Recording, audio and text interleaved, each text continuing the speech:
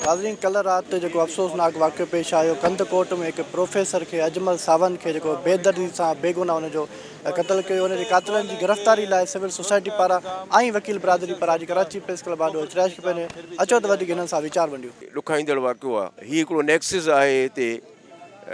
सरदारनि जो ऐं उन खां पोइ जेके ही क्रिमिनल आहिनि उन कचे जा, उनजो हिकिड़ो नेक्सिस आहे ऐं हीउ सॼो उन्हनि जे ई चङनि मुड़ुसनि जे ई नज़रदारी में थिए थो। माण्हू जी हिकिड़ी अगवा जी इंडस्ट्री आहे। रोज़ु माण्हू कंदकोट कश्मीर मां रोज़ु खजी थो वञे, घोटकी मां रोज़ु माण्हू खजी थो वञे ऐं पोइ उन्हनि मां माण्हुनि खां लखा रुपया वठी करे माण्हू खे राही ॾिनी थी वञे, माण्हू सां अकुबतूं कयूं थियूं वञनि ऐं उन मां इहो सॼो सिस्टम मुस्तफ़ीद थो थिए। इवन पुलिस बि उन सां मुस्तफ़ीद थिए थी। PhD फ्रांस मां करे आयो ऐं उन खे ईअं क़तलु करणु लोफरनि जे जहिड़े में माण्हुनि जे कार्यकारियुनि जे मसइलनि में ऐं तव्हां पढ़ियल लिखियल माण्हू खे हिट कयो जिन जो को बि गुनाह न हुजे त मां वॾो ॾुखाईंदड़ आहे। सिंध जो मालिक केरु आहे? सिंध जी जेको असांजी रियासत हुई पहिरों, हाणे उहो फेडरेटिंग यूनिट आहे, उन जा जेके वाली वसीला जेके आहिनि उहे कंहिंजा आहिनि, केरु आहे? असां सम्झूं था आइन थो चवे, भुट्टो साहब चई वियो आहे त सिंध जेका हुई उहा अवाम जी आहे। अवाम आहे त सिंध आहे। गुज़िरियल 15 सालनि खां या उन खां बि पहिरों मुशरफ़ जे ज़माने खां वठी हिननि सिंध में सिंध जे माण्हुनि खे बजाए उन्हनि जी जेका मालिकी हुई उन जी हिफ़ाज़त करण जे हिननि उन्हनि खे ग़ुलाम बणाए 40-50 वॾेरा सरदार बोतार ठग जेके आहिनि उहे असांजे सिंध जा मालिक बणाए छॾिया आहिनि। क़तल जो आहे हिकिड़ो मुनज़म साज़िश तहत क़तल कयो आहे ऐं वॾे अरसे खां वठी जीअं पाकिस्तान ठहण खां वठी सिंध जागीरदार जे हवाले कई वई आहे ऐं क़बाइली सिस्टम ऐं राॼ जे हवाले कई वई आहे ऐं हीअ फ़क़ति हिकिड़े माण्हू जो क़तल न, हीअ हिकिड़ो क़बाइली जागीरदारी दहशतगर्दी जो जेको आहे त सबबु आहे ऐं आवाम तरीक़े सख़्तु लफ़्ज़नि मज़म्मत करे थी ऐं असीं सम्झूं था त इहो फ़क़ति हिन हिकिड़े प्रोफेसर जो क़तल न आहे पर सिंधी ॾाप, सिंधे शऊर, सिंधे इल्म जो क़तल आहे। कंदकोट में हिकु अहिड़े आला तालीम याफ़्ता PhD डॉक्टर खे कुठो वियो आहे जंहिंजो को बि गुनाह कोन हो। मासूम मज़लूमनि जो हिकु ओञाणो ऐं फ़र्श ते मिसल इंसानु हो जेको दुनिया जूं सभु लज़तूं छॾे फ्रांस खां हिते अची सिंध ऐं सिंधी अवाम में साइंस तालीम ऐं ख़ासि करे आर्टिफिशल इंटेलिजेंस जो फैलाव वाधारे ऐं उन जी खे रोशनास कराइण जे लाइ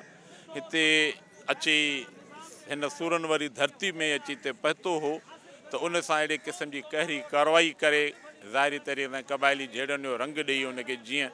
हितां कुठो वियो आहे असां उनजी सख़्तु मज़म्मत करियूं था। 100 किताबनि खां बहितर आहे त हिकु दफ़ो दानिश्वर सां कंहिंसां वेहिजिजे। ही उहो दानिश्वर हो जिते तव्हांखे मिसाल जेका PhD होल्डर हुयो ऐं इंटेलिजेंस जेको आहे आर्टिफिशियल इंटेलिजेंस आहे तव्हांखे सिंध में मां नथो सम्झां त की इन खां सवाइ को ॿियो हूंदो या हिकिड़ो ॿियो हूंदो। तव्हां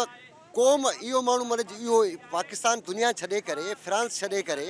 उतां जूं ऐश आराम पघारूं ॾोकड़ बंगला सभु कुझु छॾे करे सिंध में सिर्फ़ु इन जज़्बे सां आयो त मां सिंध क़ौम जी ख़िदमत करे सघां, तइलीम पहुचाए सघां, माण्हुनि जी दानिश्वर जेको उहो हुयो त उन में ॿियनि में मां पाण जहिड़ा काफ़ी पैदा करे सघां। उन सभु कुझु छॾे करे हिकु नंढे ॻोठ में हिकु सिंध जे इलाइक़नि में वञी करे उहो पंहिंजो IB में पढ़ाईंदो हुयो, उन जा लेक्चर्स अवेलेबल आहिनि। दानिश्वर जो क़तल जेको हूंदो आहे क़ौम जो क़तल हूंदो आहे मुंहिंजी नज़र में। इंतिहाई शर्मनाक अमल आहे जो हिकिड़ो पढ़ियो लिखे माण्हू जो क़तल थिए थो ऐं उन क़तल जे पोयां कहिड़ियूं साज़िशूं आहिनि, कहिड़ा हथ मुलविस आहिनि, उहो सभु माण्हू ॼाणनि था। उन अमल जी अवामी तहरीक ज़बरदस्त भरपूर मज़म्मत करे थी ऐं असां आख़िरी दम ताईं हिन जी मज़म्मत कंदा रहूं था ऐं मुतालबो था कयूं सुप्रीम कोर्ट खां सिंध हाई कोर्ट खां त हिन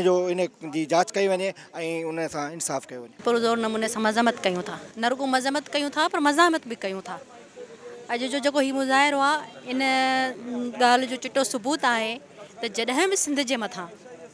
को वार थिए थो, को बि सिंध जो बाशूर माण्हू चाहे वो मर्द हुजे औरत हुजे ॿार हुजे जॾहिं ईअं बेदर्दी सां बेगुनाह ईअं रस्ते वेंदे राह ख़ुदा न राह रसूल मारियो वञे थो त तॾहिं सिंध जा माण्हू, सिंध जी साञा, सिंध जा सहाफ़ी वकील प्रेस क्लब ते अचनि था, मैदान जदोजहद में अचनि था, मज़ामत कनि था। सिंध जो जेको असांजो ॾाहो जेको स्कॉलर जेको हीउ जेको सावंत अजमल सावंत जेको क़बाइली दहशतगर्दी जे वर चढ़ी वियो, जंहिंजो को ॾोह ई कोन हो, जंहिंजो को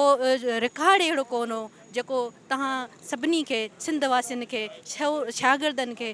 शौर ॾियणु पियो चाहे पढ़ाइणु पियो चाहे उनजो इहो ॾोह हो इहो बर्दाश्त कोन थियो